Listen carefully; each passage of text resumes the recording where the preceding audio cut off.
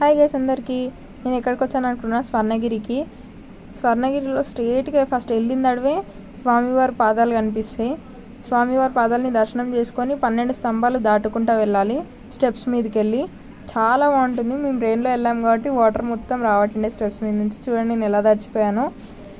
ఇక్కడ స్వర్ణగిరిలో మెయిన్గా గంట ఉంటుంది. కోరుకొని 3 times కొట్టాలి, నెరవేరినాక 4 times కొట్టాలి వచ్చి మళ్ళీ. ఇది ఎంట్రన్స్లో చాలా అంటే చాలా బాగుంటుంది. చూడండి ఎంత బాగుంటుందో.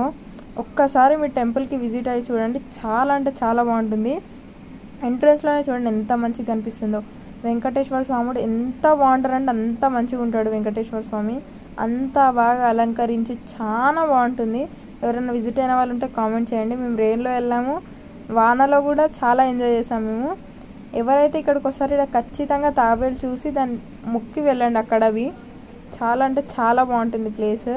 నేను వానలో చాలా ఎంజాయ్ చేశాను, అందులోనూ చలి కూడా బాగానే పెట్టింది. అంత బాగా ఒకసారి మీరు వెదర్ చూసినట్లయితే చాలా అంటే చాలా బాగుంటుంది. చూపిస్తాను 12 స్తంభాలు మీకు.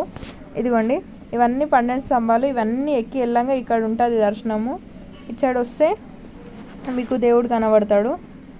వీడియో నచ్చినట్లయితే లైక్ చేయండి, షేర్ చేయండి. Thank you.